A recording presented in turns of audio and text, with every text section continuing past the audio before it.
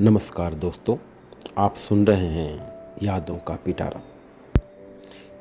आइए सुनते हैं तेरी आदत पार्ट 2। कहते हैं हर प्यार का रंग अलग होता है, लेकिन रोहित के प्यार का क्या रंग है ये मुझे कभी समझ नहीं आया। वो बड़ी खुशमिजाज सुबह थी जब हम पहली बार कॉलेज में मिले थे। मैं कुछ फ्रेंड्स के साथ लॉबी में खड़ी अगली क्लास शुरू होने का इंतज़ार कर रही थी। एमबीए का फाइनल ईयर था और एक नए लड़के ने एडमिशन लिया था। Excuse me, could you help me for library? उस लड़के ने मेरी बाकी ग्रुप को इग्नोर करके सीधे मुझसे कहा। मैंने हैरान होकर पूछा, जी आप ही। वो मुस्कुराया। ये रोहित था, जिसने मुझको देखते ही तय कर लिया था कि मैं उसको पसंद हूँ, और लाइब्रेरी पहुँचते पहुँचते मुझको बता भी दिया था। मैंने सुनते ही कहा, do you love at first sight? उसने गंभीरता से कहा तो मैं भुनभुनाते हुए चली गई गुस्से से। लेकिन उससे पूरे साल मैंने रोहित की नज़रों को खुद पर महसूस किया, उसकी आवाज़ अपने आसपास सुनी और उसके कदम अपने पीछे आते सुने। तेरा भी जाना मैं छोड़ूंगा नहीं, रोहित ने पूरी मस्ती में एनुअल फेस्टिवल में गाया तो मैं हंस पड़ी। मुझे पता ही नहीं चला कि कब मुझको रोहित अच्छा लगने लगा था। उसका बिंदास बेपरवाह अंदाज और साथ ही इस इंटेंसिटी से मुझको चाहना। लेकिन कभी कभी उस इंटेंसिटी से घबरा भी जाती थी मैं। जैसे उस शाम जब रोहित कॉलेज की छत पर बैठा था, कैंपस प्लेसमेंट हो चुके थे और हम सब अपने जॉब ज्वाइन करने वाले थे। रोहित क्या कर रहा था?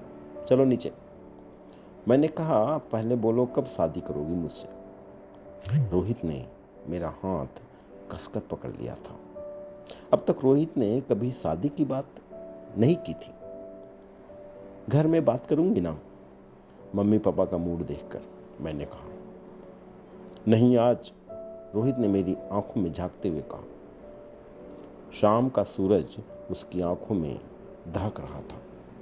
लेकिन रोहित, मैंने कहने लगी तो उसने मेरे ओंठों पर अपनी उंगली रख दी और फिर बोला, प्लीज आज।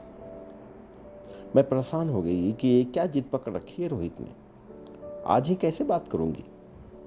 घर पहुंचते पहुंचते सोच लिया कि मैं कल समझा दूंगी रोहित को, ऐसे अचानक बात बिगड़ जाएगी। तो मैं सोच ही रही थी कि मेरा फ़ोन बजने लगा। रोहित का था। बात हुई? उसने पूछा। अरे अभी तो पहुंची हूँ घर, और ऐसे कैसे अचानक बात कर लूँ? मैंने कहा। Do you love me? अगर हाँ तो जरूर कर लोगी, रोहित ने अल्टीमेटम दे दिया। थोड़ी देर बाद फिर फोन आया। बात हुई? पूरी रात रोहित का फोन आता रहा। कहते हैं शनिवार को बारिश हो तो पूरा हफ्ता बारिश होती है, लेकिन शनिवार को मेरी विदाई वाले दिन ही बारिश इतनी लंबी चलेगी मालूम नहीं था मुझको। बारिश के पहले कई दिन तूफान से घिरे थे और ऐसे ही एक दिन मेरी शादी हो गई। शादी की अगली सुबह मैंने आँख खोली तो रोहित लेटा हुआ मुझे ही देख रहा था। उसकी आंखें जैसे समेट रहे थे मुझको। रोहित, मैंने हल्के से बुलाया। रोहित ने फुसफुसा कर कहा तो मैं चिपक गई। मुझे लग रहा था जैसे उसके प्यार में सराबोर हो रही हूँ। अचानक रोहित का फोन बज उठा। वो उसे उठाने के लिए झुका तो मैं झट से उसके हाथ से फोन खींच लिया। उसी की लाइन दोहराते हुए मैंने कहा, तोड़ो नहीं इस मोमेंट को। रोहित ने फोन लेना चाहा तो मैं हंसकर फोन तकिए में छुपा दिया। मेरा फोन मुझे अभी चाहिए। रोहित की आवाज अचानक सख्त हो गई। मैं हैरान हो गई। अरे मैं तो मजाक कर रही थी, मैंने कहा। मैं मनाती रही, लेकिन रोहित की सख्ती नहीं गई। गलती तुम्हारी है, उसने कहा तो मैं चौंकी। गलती? जरा सा मजाक देखो, मत करो ना ये सब जो मुझे अच्छा नहीं लगता। मैं नहीं चाहता हमारे प्यार के बीच ऐसी कोई भी बात है। रोहित ने कहा। ये वो जाने कैसा था जो रोहित ने मेरे कंधों पर हाथ डाल दिया। गलती ना होते हुए भी गलत होने का बोझ, कुछ ना करके भी उसके और मेरे प्यार के बीच दूरी बढ़ाने का बोझ, आने वाला हर दिन मेरी ऐसी ही ना जाने कितनी गलतियों का हिसाब रखता रहा और मैं उसके बोझ तले दबसी गई थी। कोशिश करती गई ऐसा कुछ भी ना कर बैठूं कि प्यार की बारिश के पास आते आते बिन बरस चली जाए, लेकिन उस दिन मैं फिर गलती कर बैठी। रोहित, मैं सोचती हूँ कि मैं ऑफिस रिज्यूम कर लेती हूँ, मैंने कहा।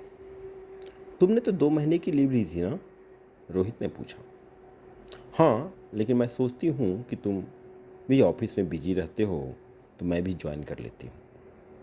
कहते हुए मैंने भरी नज़रों से रोहित को देखा तो वो मेरे पास आ गया, मेरे बालों को अपने हाथों से थाम लिया। मन भर गया क्या तुम्हारा मुझसे? उसने मेरी आंखों में अपनी आंखें धंसा दी। पागल हो गए हो तुम? मैं हंसी। तो मत ज्वाइन करना। रोहित भी मुस्कुराया। लेकिन रोहित सुनो ना, मैंने आगे कहा तो रोहित की बाहें मुझ पर जकड़ गई। छोड़ो ना मुझको, मुझे हर्ट हो रहा है, मैंने कहा। लेकिन रोहित ने नहीं सुना। मैं खुद को छुड़ाना चाहा तो रोहित ने अचानक धक्का दे दिया। मुझको दूर जाना तो दूर जाओ। मैं सन्न रह गई। ऐसा कुछ नहीं है रोहित, मैंने उसके धक्के से उबरते हुए कहा तो अचानक रोहित का हाथ मेरे चेहरे पर उठ गया। उसकी घड़ी मेरे गाल में चुभ गई। मेरा रोम रोम कांप गया। बहुत दर्द हो रहा था, लेकिन मेरा मन, मेरी आत्मा बस एक ही सवाल कर रही थी कि ये कैसी छुअन थी जिसे प्यार से देख लेने भर से मैं पूरी हो जाती थी। उसने मुझे आज ये कैसे छू लिया कि मैं अधूरी हो गई। प्यार के सैकड़ों नामों में से एक नाम आदत भी है। कभी कभी दर्द भी आदत बन जाता है। शादी के इन 3 सालों में कितनी बार मैंने खुद को वहाँ पाया और आज स्वाति के घर आने से पहले भी वहीं थी। मैंने बहाने बदल गए। रोहित की नज़र में की गई मेरी गलतियाँ बदल गई, लेकिन नहीं बदला तो हर बार का ये दर्द और उसके पीछे आता अधूरेपन का एहसास जो अब मेरी आत्मा में समा गया था। बस इतनी सी थी ये कहानी। यादों का पिटारा में आगे एक नई रचना के साथ बहुत जल्द मैं आपके पास आऊँगा। धन्यवाद।